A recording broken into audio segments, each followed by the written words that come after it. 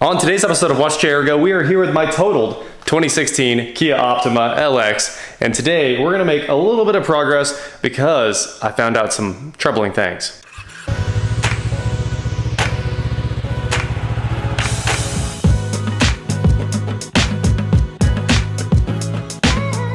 What is going on, guys? I am Watch Chair Go, and like I said, we're here with the Copart Kia that we picked up about a week ago, and I thought I was done. I thought I was already ready to just slap on some new parts and this thing would go down the road, but I'm not, because J&J shipping the parts, of course, and they gave me some interesting news. They said the airbag module has to come out and be sent off to be reprogrammed. As you guys saw in the last Kia video, this is my first Copart slash big like salvage rebuild that I've done before. Well, I've bought plenty of wrecked cars, but I buy those clean title and they're usually easy to fix, and typically no airbag deployment because I don't want to mess with that. So that's kind of the things that I look for. This time I didn't really care that the airbags have deployed. I was like, you know what, this car's easy to work on. Parts are readily available and they're all very reasonable to buy, so why wouldn't we just attack it? Well, I didn't know things like the airbag module would have to be sent out and recoded, and that it records all that crash data permanently in that EEPROM. I thought that it could just be quickly reset. Well,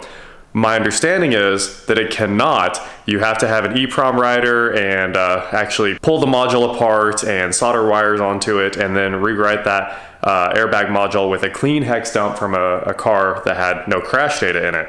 And those airbag modules are VIN coded, so you can't just grab another one from the salvage yard and swap it in. I don't know this for sure either, but I do think that if I just put new airbags in there and leave the old module, it'll redeploy them as soon as the thing turns back on. So I'm not really sure that's what happens. It doesn't really make a lot of sense, but there's a chance that it could just send the signal again and blow all the bags. That would of course cost me an outrageous amount of money, and I'm not going to take that chance. So what I did was found a service. I just kept Googling airbag module resets.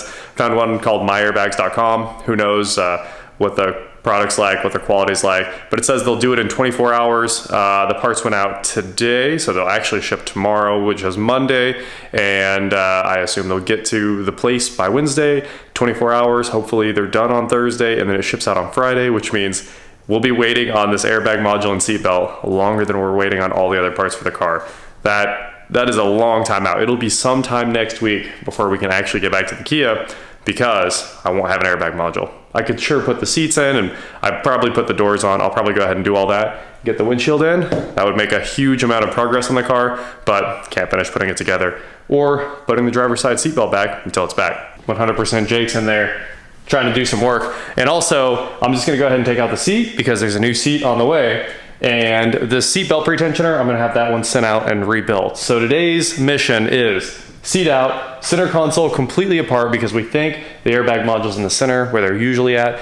I don't know how to take it apart, but we're gonna figure that out, and we're gonna get all this trim off, get the seat belts out of the car, and when the parts come in, we should be ready to just bolt everything in. So hopefully that all goes well. I have to find a service that I can send all that out to and have it done. How's it going in there, Jake? It's warm. Yeah, I bet it is. Warm in here. Got that seat out already? You know, I tried staring really hard at the bolts and nothing happened. Yeah, that's It's pretty unfortunate. typical. What size bolts? 14s? 14s. Let's try it. 14, first guess. That's nice. Try this impact down. What is this? Oh my gosh. What, tools? What? You mean I don't have to like Use a ratchet? break my wrists? I was gonna do all this, but then Jake just showed me.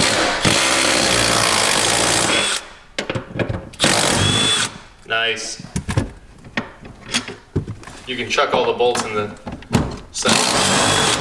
Man, you're almost done already. That's like 50% of the job right there. I know. Hey, can you open the trunk for me? I'm gonna throw the door panel in there. Thank you. I'll start chucking stuff into the back, like the mirror and these plastic interior pieces. In the last episode, of course, we got the trunk all cleaned out, and now I'm gonna make a mess by putting everything back in there.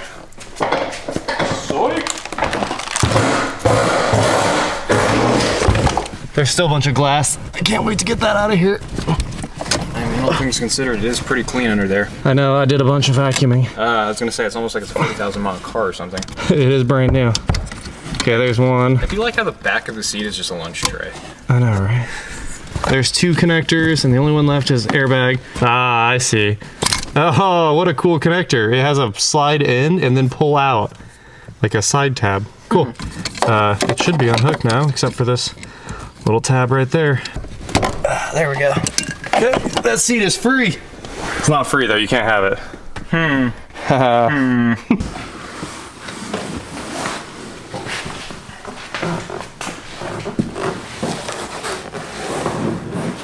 Come on. Come on. It's like playing Tetris. Driving this is going to be exciting now.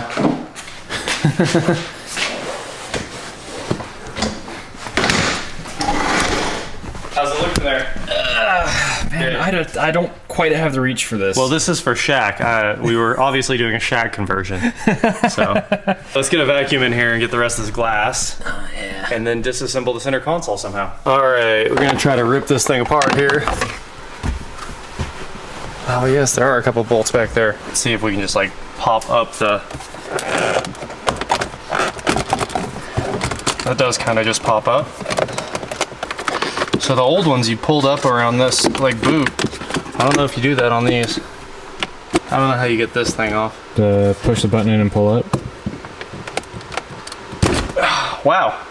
That was violent. That was exactly how that went, and I almost took my face off.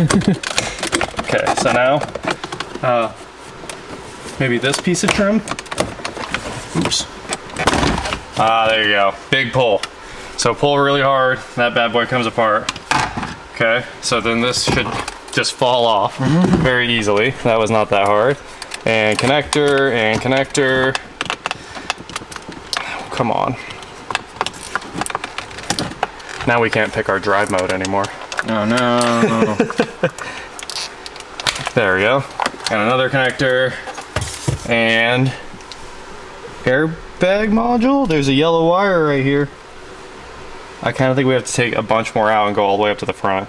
And it ends like way up underneath this thing. So let's see what it's going to take to get the whole center console out. Shifter cable, and then right underneath the shifter cable, you should see a box with those yellow... Oh, there it is. Yeah.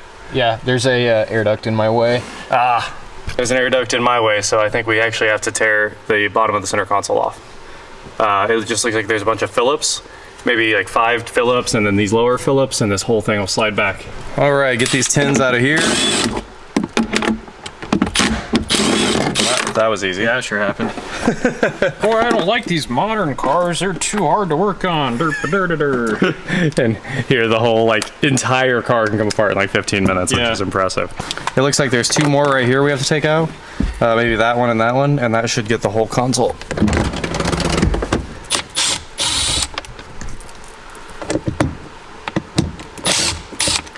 Got screws. Sweet. That looks like we did it. Something is still sort of held in there, huh? Oh, that does kind of get that out. Oh, yeah, I like what's happening here. Yep, and then this, wait, give me a second. This comes out somehow. Does it? Yeah, it does. Ah, there we go. Okay, that took that out, which makes you basically free. Let me get my connectors here. Yeah.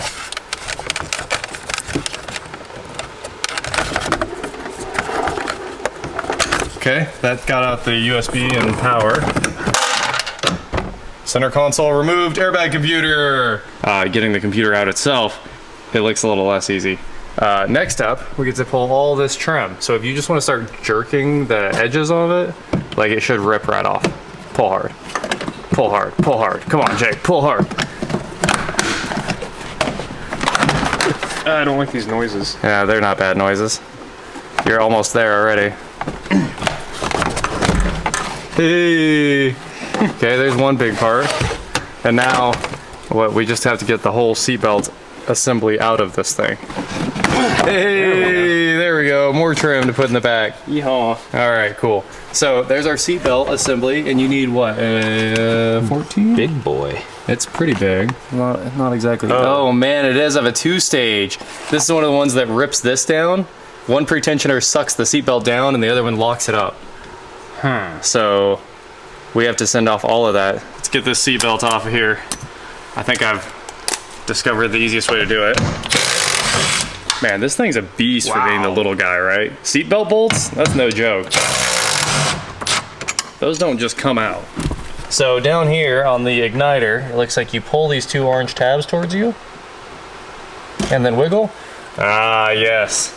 Okay, that just came right out, no big deal. So the inside one here is gonna be a little tricky. I need my knife or something to act like a screwdriver. Always use your knife as a pry bar. You know. I'm pushing it away from me, don't worry. Okay, there's one.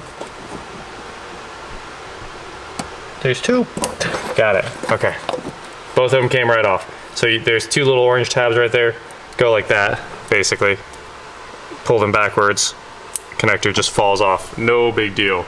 So, all we've got left is the actual seat belt here at the very bottom, which might not be a 14, but is. And then we've got a Phillips right here, which holds in the rest of the assembly. Okay, so, what am I missing here? Ah, there we go. There's half of it. Get out of my way! And pull this guy around the carpet. And there's a 14 ratchet.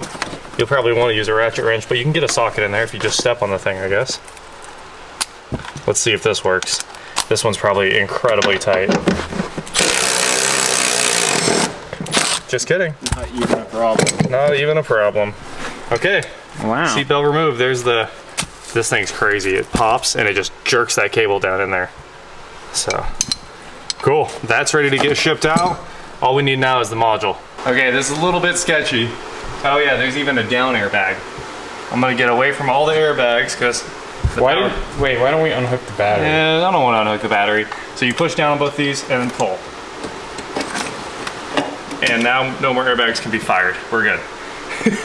I told Jake to get out of the car in case the bomb goes off. I was like, hey man, you probably don't want to be in here for this. So these are really cool connectors. You go down like that. So that's locked, right? Push, and then they open, and they're really, really nice cam locks.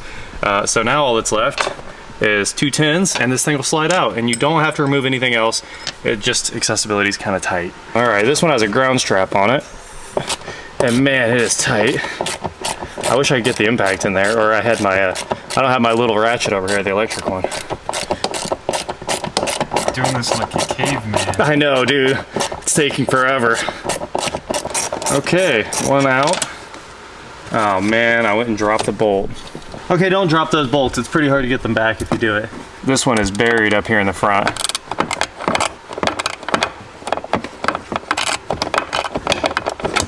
That's it. I think she's loose. Just got to get that nut off, which is going to take a little time. Oh, don't tell me there's one more.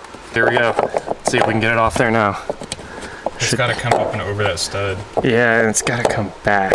Clearly this module is like one of the first things attached to the car. Yeah, it is. It goes in first. We both struggled for like 15-20 minutes to get this thing out. That back stud is literally impossible to get over. We had to pry it up with 2 screwdrivers. We got it out. 1 airbag control unit ready to be sent off. Happy Christmas. Super lightweight. Drops it. All the airbags pop remotely. Oh, the car's full of glass again. Ah, yes. Cordless vacuum man. Oh yeah. How excited are you to use the cordless vacuum? You know, I want one. That's in there. You're ready to go. Just hit the switch. Freaking set.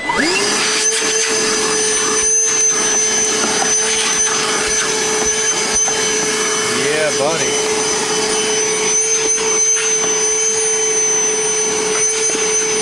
Mucho cleaner.